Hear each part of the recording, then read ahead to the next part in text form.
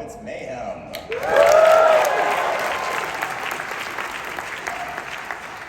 You're all not come here today to look at my lovely face, so what say we bring out our panelists? Joining me first, she stars in the show as Hannah, Miss Saara Chaudry.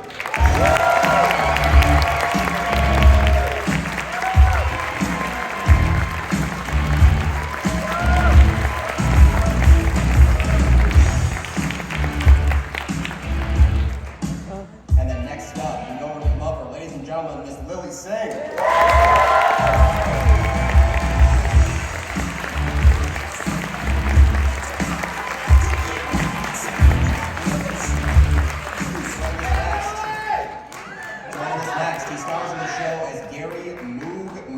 Mr. Tahj Mowry.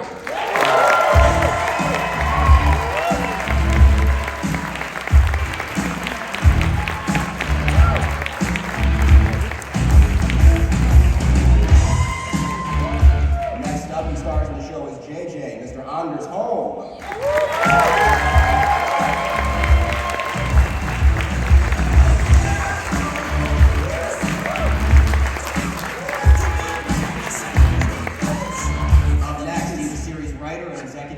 And the man behind Dr. Teeth, Mr. Bill Barretta.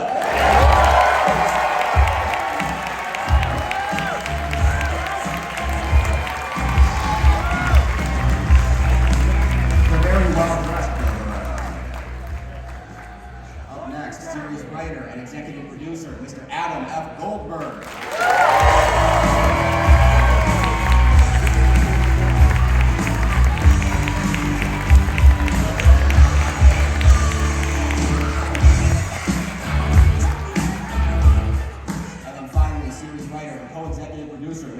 Yorkes.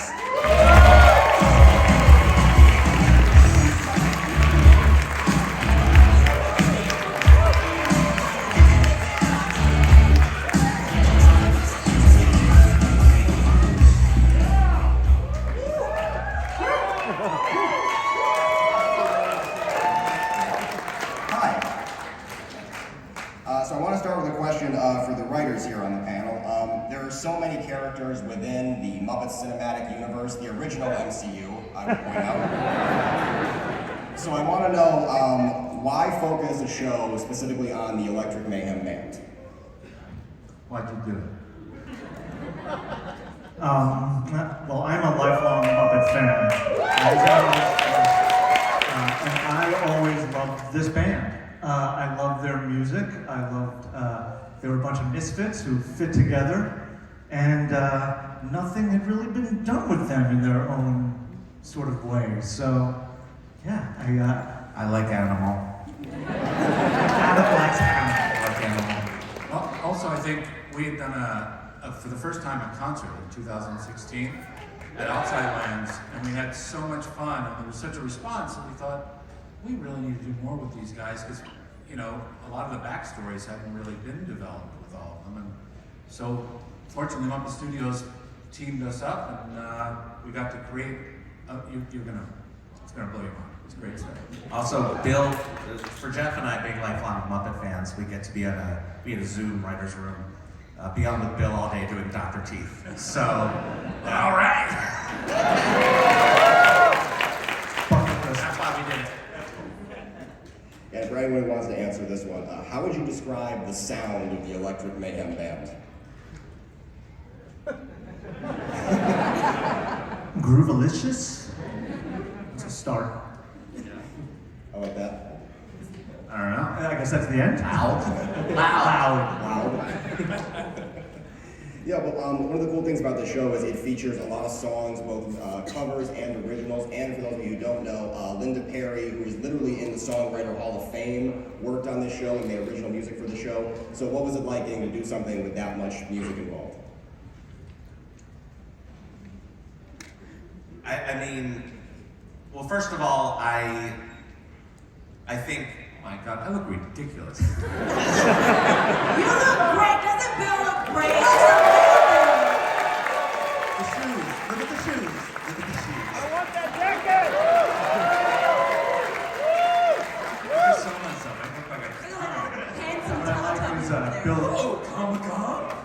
You there's She said letters Teletubbies. everywhere. Well, first of all, the Mayhem have Can You Picture That, which is probably my favorite Muppet song there is. But no, I mean, it was really, really fun just story-wise, being able to tell this story over 10 episodes and have original music. It's like a musical in a lot of ways, and also do these amazing covers of the band. I guess that was the other fun thing, was just the conceit that they never had an album. So we could finally get them on the road to releasing an album. As a Muppet fan, I wanted an Electric Mayhem album. You will be getting an album.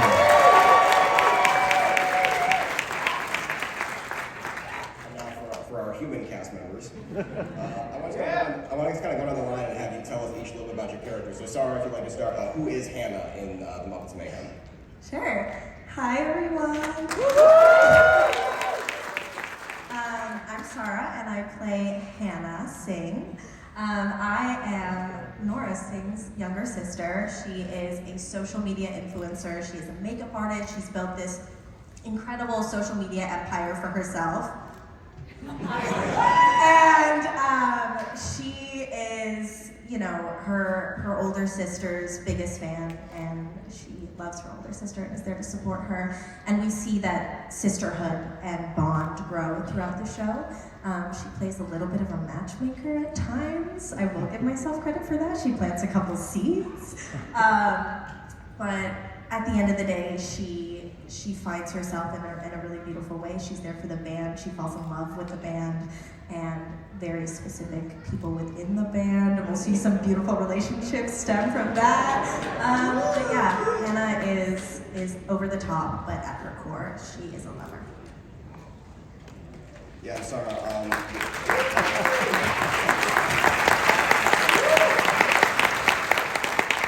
Saara, so yeah, you said your character is a social media influencer. So how big a role does social media play in the show? Social media plays an awesome role in the show because we see the band, who hasn't really interacted with social media before, really step into the world of social media because of Hannah's influence, because of JJ's influence. And we see Hannah, someone who's really involved in the world of social media, kind of extend her knowledge onto the band and help them out with that. And so you may see some of your favorite Muppets experimenting with social media. I don't want to give too much away because I think it's so special, it needs to be a surprise. But someone you know and love may or may not get involved with. Survive. Trend, viral moment. Viral, TikTok, Instagram, pictures, music, fun, yes.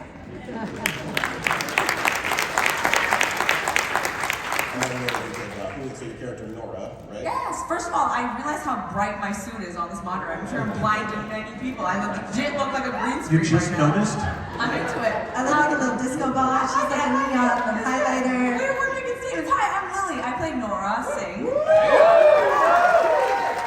Nora, I love Nora. She is a music executive, or an aspiring music executive, who is trying to wrangle the Electric Mayhem to help them produce their very first album, because after touring for years and years and years, they don't have an album. So she's trying to change that. She's trying to prove herself in the music world.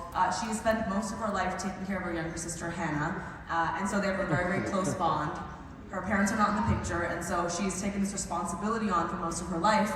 But now, when you meet her in the show, she is for the first time prioritizing herself and trying to make something of herself in the music world. And so she's headstrong, she has the right intentions, but she doesn't always make the right choices. And so you see her kind of struggle with wrangling this very strange, unique band alongside some other great characters. And I think she's really, really, I think you'll resonate with her because she's awesome, but a bit of a hot mess.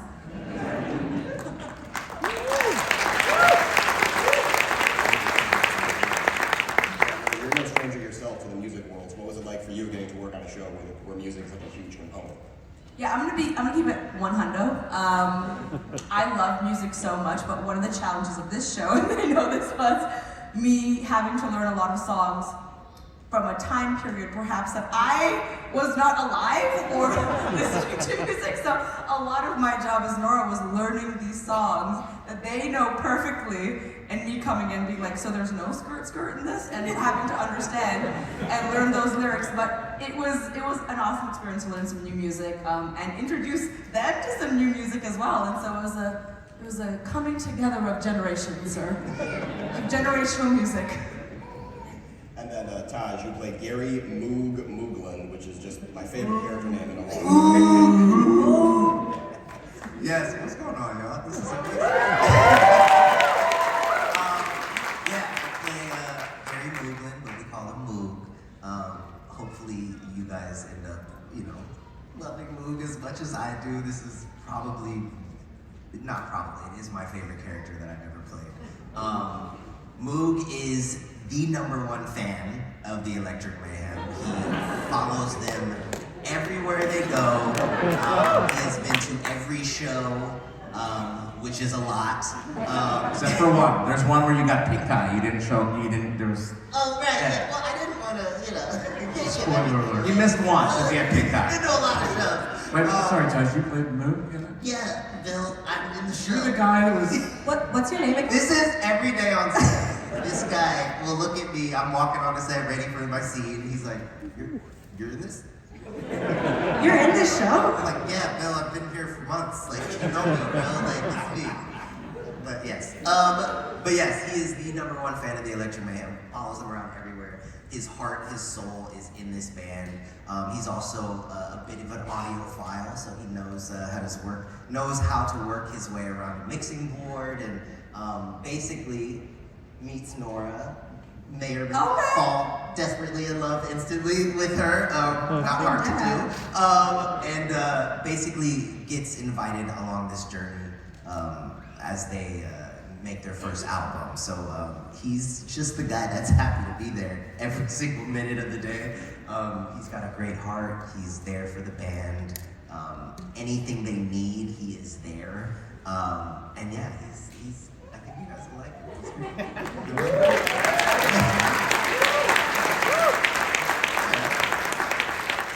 Yeah, and Tahj, I'm sure most of the people in this room are aware you've worked on a number of Disney-related stuff throughout your career. Like, I know there's some Kim Possible fans in this room.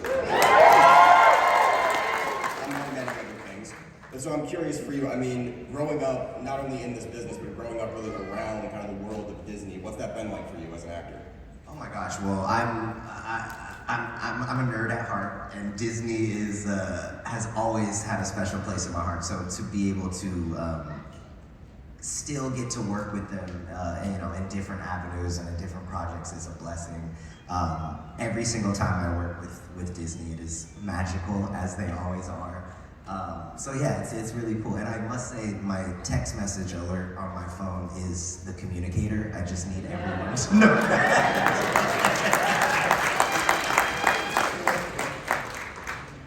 And then Anders, tell us a little bit about your character, JJ. Yeah, hey, I am Anders Holm. Thanks for coming out today. Excuse me? I am between haircuts, so bear with me. I play JJ on the show, and JJ is a music mogul. He's got his own streaming app, and the plot twist is that he used to be kind of a schlub that dated Nora, and when she dumped him, that motivated him to become this business savvy type guy, and he thinks that if he could sign this band, make them a success, that he'll win Nora back. Will that happen? To be written. I don't know. You gotta watch. Tune in only. Yeah. So he's a good guy, but maybe just isn't going about things the right way and wears very fancy clothing. Yeah. And then Anders, of course, again, I'm sure people here know, you're very well known for the little show called Workaholics. And now I'm a Disney man, so let's ixnay on all that man. That's actually my question, because comedically, is the approach any different for you working on a show like Workaholics to going working on a show with the Muppets? Yes! It's totally different.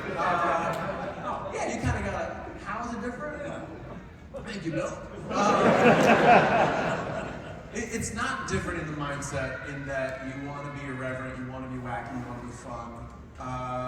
But as an actor,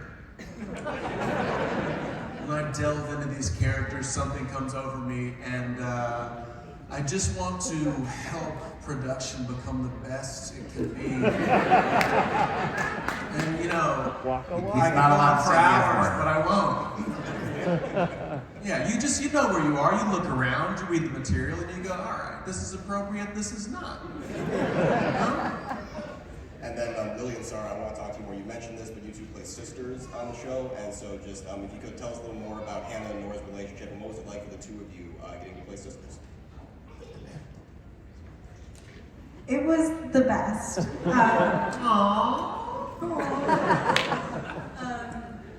I mean, I grew up watching Lilly at a certain point in my life, and so. Thank you, one person. Thank you. That one person was my dad in the audience, or my mom. Your pick. But we're both from Toronto, which was the most magical thing ever. I always tell Lilly, I'm just like, what are the odds that two brown girls from Toronto met in LA and got to play sisters? It is so special to me. And I'm gonna actually just be really honest here. I was a little worried when I was auditioning for this role because I knew it would be really challenging to find a younger sister. And I was, to be honest, a little scared that I wouldn't get the role for that reason. But then this great group of people found Saara, and to be honest, I feel like we're sisters in real life. So I feel like we've kind of become sisters. I look at her like a little sister, so it feels completely natural to play her sister on screen as well. And I'm so proud of her. She's doing this while she's doing school in Harvard. No big deal. Harvard. I'm just so proud of her, and it was a joy to play her older sister. Thank you. It was an honor to play your little sister.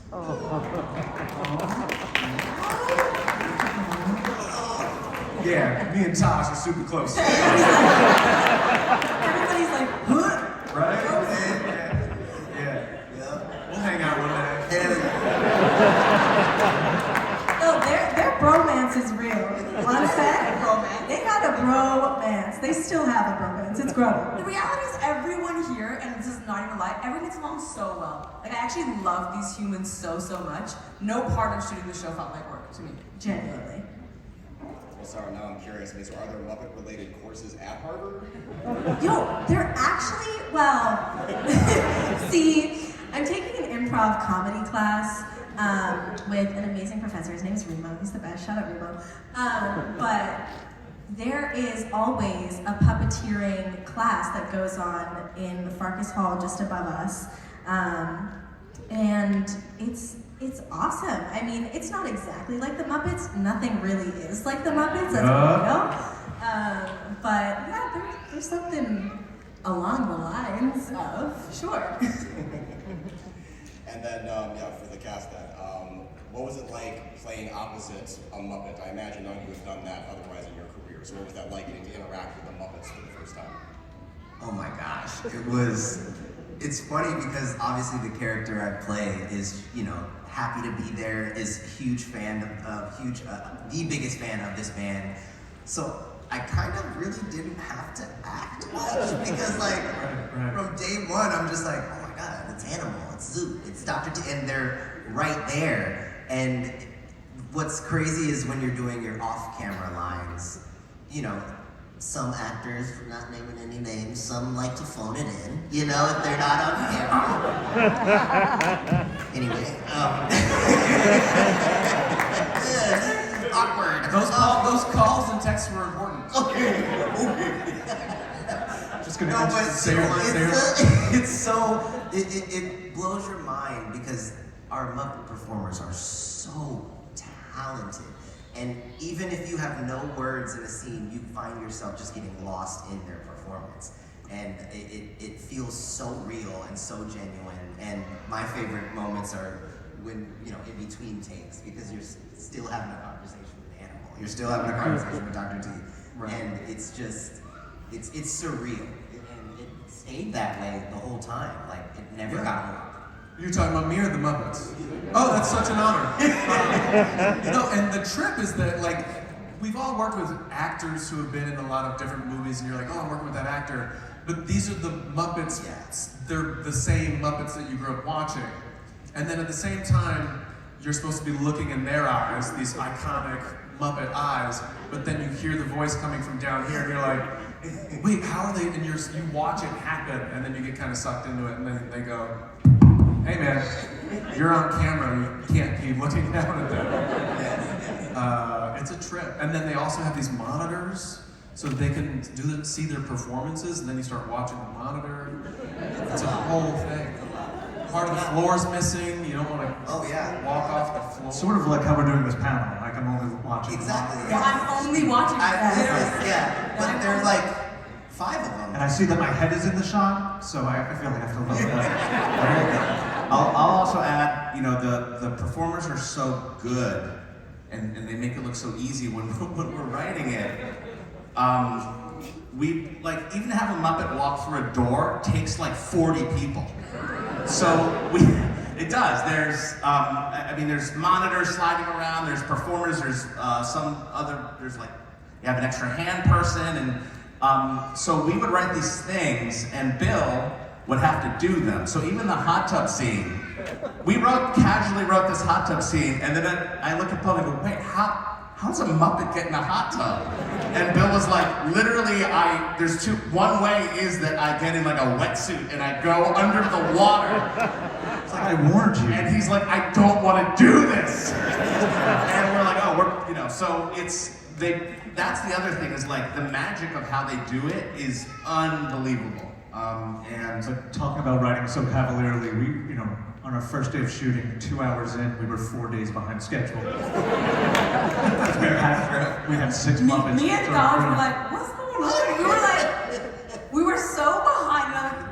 And how are we shooting this show? Because we said 6 Muppets enter a room. Like we would all write that. 6 Muppets enter a room. They walk in, but it's like, no, they don't have a lower half. How do they walk? Maybe they don't enter the room. Okay, 6 Muppets are in a room. I got from these guys on my first day on set was like, this is very intricate work. Be prepared to be waiting. Bring your books. Do up your homework. I didn't get that conversation, so I didn't know. I just found out when I got there. Yeah, it's a very different approach from where we come from. We're just hanging around waiting for the cameras to roll. Must be nice. And then Bill, first of all, can we give Bill a round of applause for his outfit?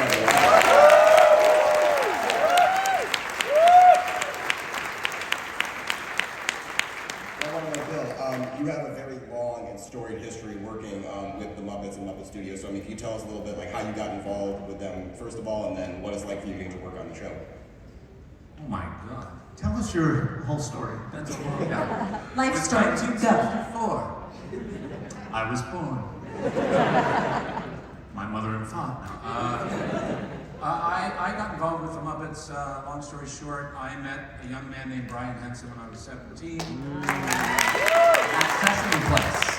An amusement park called Sesame Place. We were sweeping up cigarette butts and cleaning toilets. And I said, hi, I'm Bill. He said, I'm Brian. Henson? Yes. And then we became friends in the summer, and many years went by. I ended up working. I begged to pull cables and be involved in a show called Dinosaurs.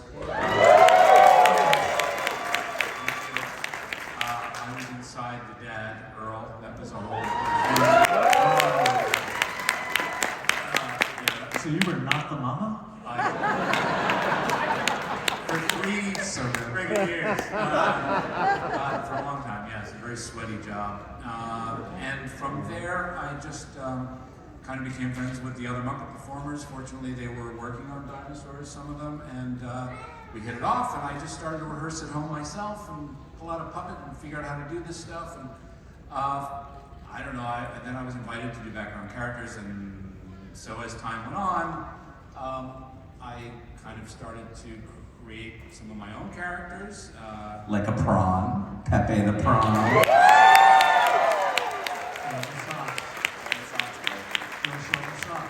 Yes, I have my socks on today, okay? chef.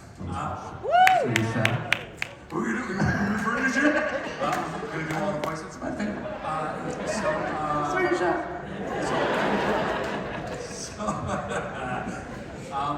And so I don't remember exactly how I started to get involved with Dr. Teeth, but I think as I was doing Rolf the dog. Well, Bobo.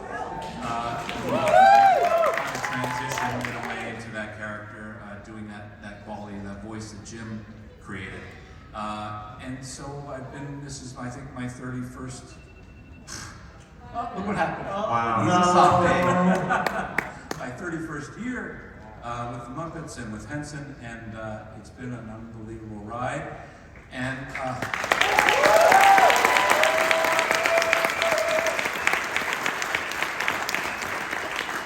You'll find every day in the writer's room. So.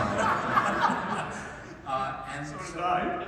I just mentioned in the beginning that when we did that show with the Mayhem back in 2016, I was thinking maybe we should do a show about them going on tour somewhere. And so I pitched that back then, and time went by, and some new folks came into the Muppet Studios, amazing people, and I pitched it to them, and it was kind of transitioning, and little did I know that these two gentlemen had been working on this idea for years as well.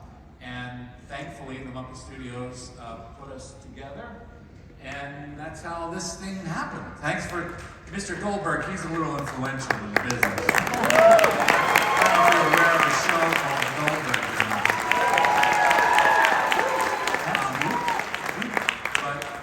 Yes, thanks to the Muppet Studios bringing us together, this somehow worked, and Disney Plus and ABC Signature, it's just been amazing. I mean, we really had a lot of fun. It is a logistically challenging thing to do to work with the Muppets. You have to have a lot of patience, and these folks did and never complained. You know, I've been in situations where it gets really tough, and it's hard to get through it all. And this cast is amazing. The crew was unbelievable. Our directors, it was just Lucked out at every amazing. turn. The best lunch I've ever had on a production also. Oh, there was lunches. I gained so much weight. It was something. See? Yeah. Weekly carts. Yeah. We got lucky. The food trucks. Sometimes actors are afraid of puppets, so we were really lucky that our actors. We're not. Bill has been told hey, this actor you're working with is afraid of puppets, so On the day of the shoot. on the day of the shoot. So they were. We get to edit all of them every day, and I've never. There's one scene where Tahj's animal and Lips are asleep on Tahj in a van, and That was my favorite day on set. Yeah, I mean, I just kept they yell cut, and he's just sitting there, snapping selfies. So they love the puppets. They just love them. Yeah, and Adam, you're a very well-known fan of the Muppets. There's a lot of Muppets references in the Goldberg. So as someone who's been a fan for so long, what was it like for you to finally get to play in this world with these characters? Well, a dream. I have to say, Jeff, I met Jeff in college because I never met a Muppet fan before. And I looked over and Jeff was drawing Muppets in our class, and I was like, yo, you like the Muppets? Yeah, dude. And you like the Muppets? Yeah, and we became best friends. So, and This is while I was interning at the Henson studio. yeah, he was interning. So Jeff is such a big fan that his yearbook quote is a Kermit the Frog quote. I wasn't that hardcore. Mine was an Optimus Prime quote. Was all of us romance. But no, I mean, for both of us, it's like one of those things where literal, two Muppet geeks got a Muppet show. It's really weird. On the first day, we walked onto the soundstage, and they had this shed that has all the puppets. And there was a lock, but it was unlocked. And we just sort of peeked in and just took, hundreds of selfies of just us with these Muppets. And we're like, are we gonna get in trouble? Yeah, it's a dream. Yeah. We will get trouble. They're coming to get in trouble. No, to write to write lines for Dr. Teeth, and or write a bit for Animal, or something for Floyd or Janice. It's surreal. It's like pinch yourself moments at every turn for a Muppet fan. And also it's really hard. We learned that as well. It's like I said, Like halfway through the shoot, you can't write, Animal rolls his eyes, because the eyes are plastic dots. Spoiler alert. So, no, it's, and also, I was lucky that I got one of my first jobs when I was in my 20s was working on a Muppet project, because I was a big fan, and that was one of the things I wanted. So I got to meet Bill as a 20-year-old, 23-year-old, and was so starstruck that this dude was sitting at this table read doing all these voices, and he's so cool, as you can see. But and Jeff, and Jeff, knows all the performers and is a super fan. So to get to work with these performers was just, they're so talented. I really wanted a making of our show, just so people could see how hard it is, and how talented these performers are. They are true auteurs. They're the best.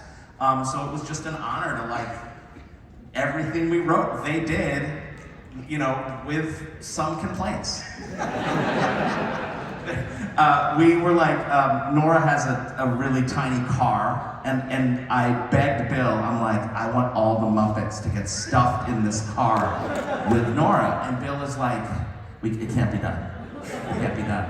And I asked so many times, and then they're like, oh, they're shooting it, you should go. And I went, and there was 30 human bodies stuffed in this, and I'm like, oh, I felt so bad.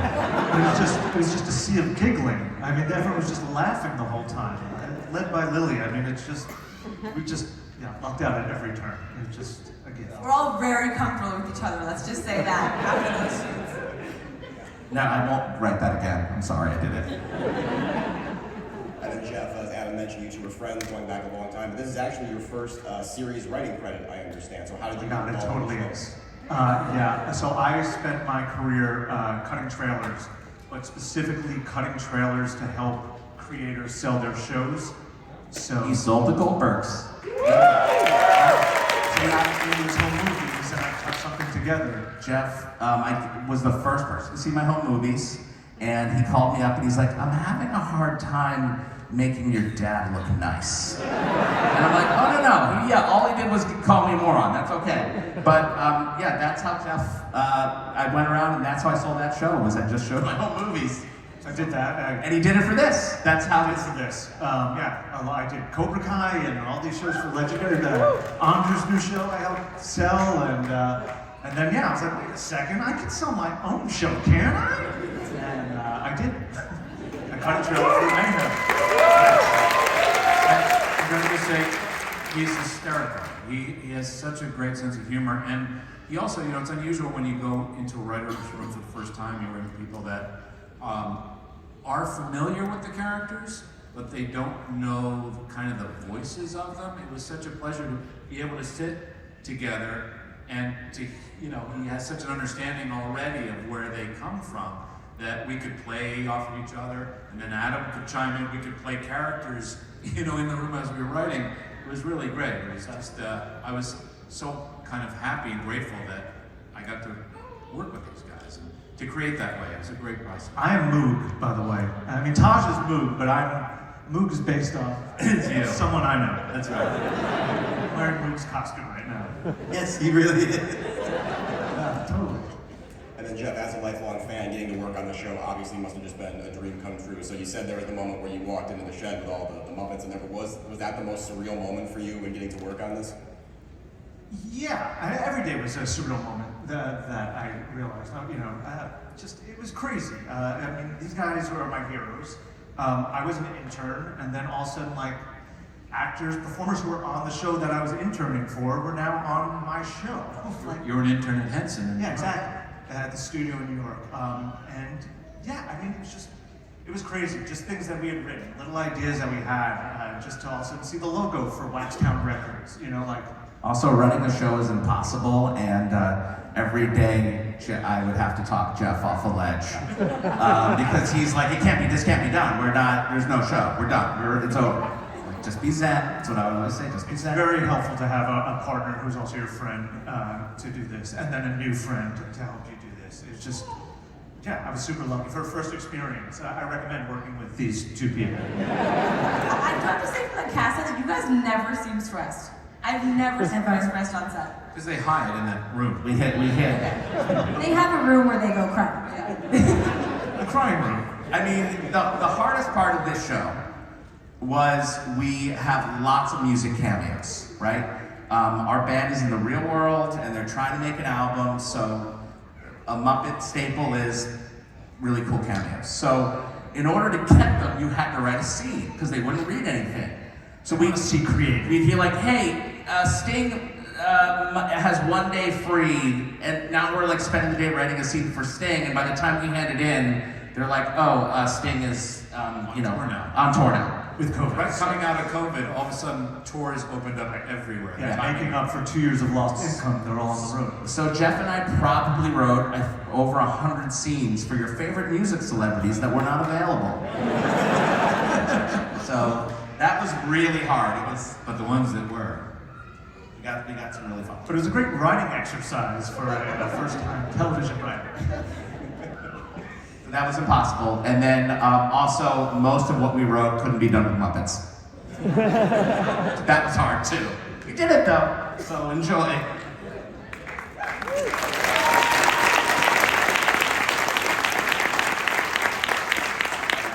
One of the things I've always enjoyed about the Muppets is kind of the meta nature of the humor. Like, if people remember, in that scene in the Muppets movie where Kermit and Fozzie meet the Electric Mayhem band, they literally hand the band a copy of the script to catch them up on the story. And so I'm just wondering, is that kind of humor going to make itself? We're going to see that in the show. Always. Yeah, we do some fourth wall breaking, but really we wanted this to be. We had JJ used to be the office bagel boy, and now he's a big. As in he would deliver. He would deliver the bagels back in the day. So we were in the writers' room, And it's funny, Anders likes bagels, so it's all worked out. They're so good. So Jeff, Bill, and I had this moment where, like, what if we made a Muppet bagel, and he was replaced by a literal bagel boy. So she's in love with a bagel. Yeah. So then we're like going down this rabbit hole, and what's the bagel boy voice and all that. And ultimately, we decided that we wanted the show to be set in the real world and treat the Muppets like real people. So not bagels. So there is no fork in the road. We do break the fourth wall and do that stuff, but we really wanted this to feel like they were interacting in the music business. So we made that creative choice. Can I just say, there is a surreal side to Zoot that you are gonna love. It is so weird that, in a sense, it's our fourth wall, but it plays within the reality of the world. We're not allowed to talk about our cameos, but I am gonna get in trouble and say Zoot even freaks out Cheech and Chong. That's how surreal.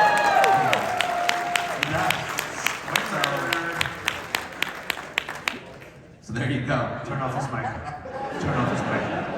It's gone rogue. So speaking of Zoot and Cheech and its Chong. real nature, so do we get more of the backstory of the Electric Mayhem band in the show? I didn't hear what you said. Do we get more of the backstory of the Electric Mayhem band? Oh my gosh, yeah. I mean, the fun of this was that we got to write with other great writers as well, joined us in this writing team. But originally, we got to write all these episodes ahead of production. So we were able to plot out this big, long movie with all of the arcs of each character, human or Muppet.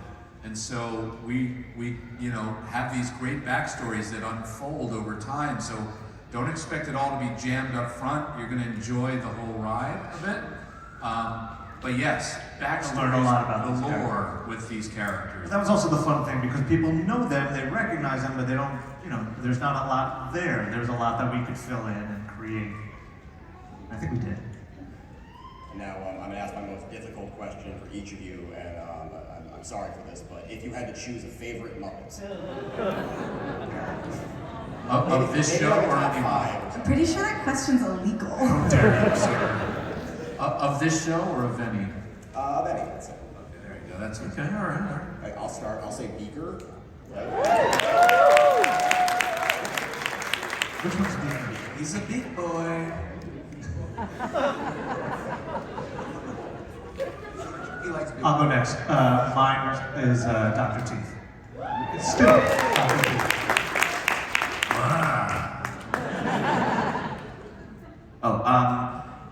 Mine is Bobo the bear. Which I just want that bear to give me a hug. And one day,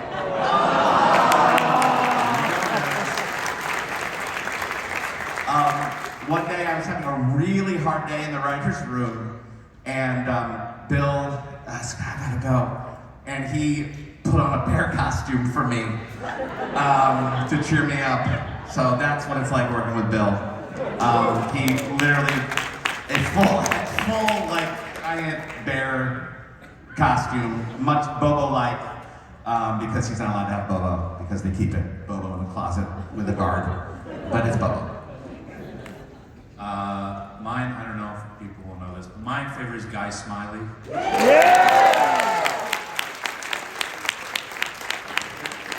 Just because when I was a kid, I had never seen anything like it. And Jim Henson creating this insane, just completely insane character just blew my mind as a kid. And I always just wanted to meet Guy Smiley. I never have, but I always wanted to. No hugs. I grew up watching Muppet Babies, and that's when I fell for Gonzo in a major way. That's how close we are. He likes Gonzo too. But if we had to talk about the show, I feel like I fell for Zoot. Zoot had me rolling on this show in ways that I guess I didn't know that was there. But now I'm a Zoot guy. Same performer, Dave Goals, for both. This is crazy. That was another thing that was crazy being on this set, was every day you find out another voice Right. that one of you guys do, and it just... No, I want you to tell the story, Lily. One day, I didn't realize how many different characters each of these wonderful people played. So we're the scene we're talking about, we're all in the car together. Matt leans over to me, I think, and goes, you know, I'm also like Big Bird. Yeah, he's Kermit." talking to Lily. He's just like, oh yeah, as Floyd, he's like, oh yeah, you didn't know that I'm also Big Bird. And I'm watching, just the monitor, and Lily's like, what?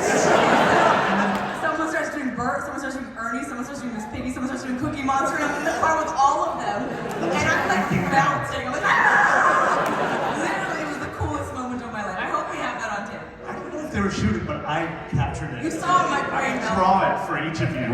One day on the lot, one of the performers had this blue thing in a bag. I'm like, oh, what's in the bag? And he's like, Talking to Run. it's Cookie Monster. No, we gotta shoot something for Sesame Street by that wall, and Adam and I are just locked on this bag. Like, we just want to take a picture with what's in this bag. But can I just say, in that moment of all those characters coming out, the band were doing them. So Come out of it Floyd's was the mouth. band like doing an impersonation, but it was the character's voice. So it was Animal doing Miss Piggy. Yeah. Sorry to interrupt. You're fine. These are great stories.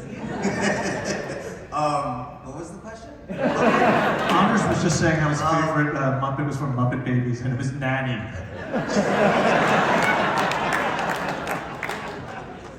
I think, I don't deserve this. well, Anders, like Gonzo, I mean, of course. But then I also gotta go with Walter, because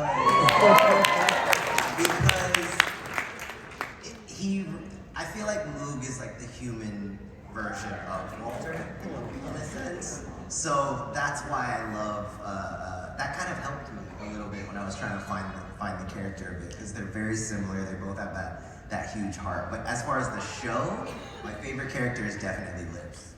Like, you guys are going to, he's so funny. Just you and wait. it was an honor to play Moog because I know what he's saying when he's mumbling. So it's like, oh yeah, he's just talking about this. Yeah, he mumbles. Like, so yeah, Lips, hands down.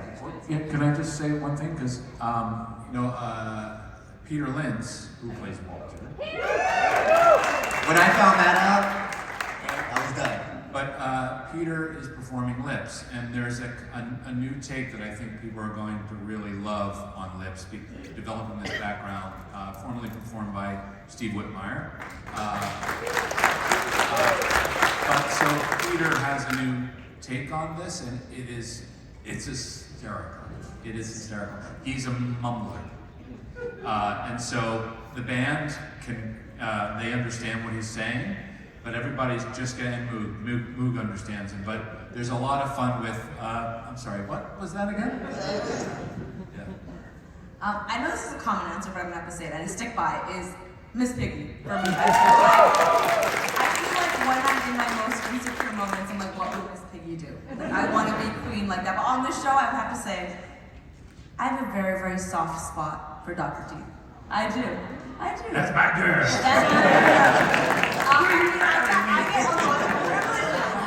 I get a lot of privileges. A few weeks ago for my birthday, I got a personalized birthday message from Dr. Teeth as well. So I think I have a very soft spot in my heart. I did not. He proposed to you, I think, like 10 or 15. Dr. Teeth also does propose to me at least once a day on set, yes. And Saara, do you dare answer? I think growing up, it was definitely Abby, the fairy on Sesame Street. Yeah, and Leslie, who plays Abby, brought her to set one day, and I cried. I cried. My dad has the video of me sitting outside my trailer crying to Abby, and Abby just like wiping my tears. But I think I have to say Animal.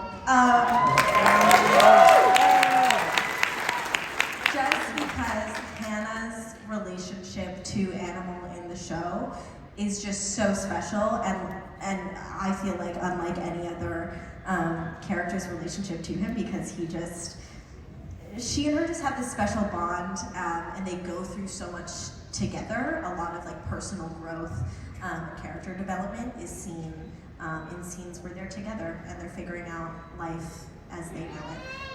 So I love Animal. I miss him. I miss them all so much. I sit in my college dorm room and I just like look at pictures when I need a little pick me up. I'm like, Muppets. All right, everybody. Well, unfortunately, we are out of time. But I want to thank you all for being here. I want to thank our panelists.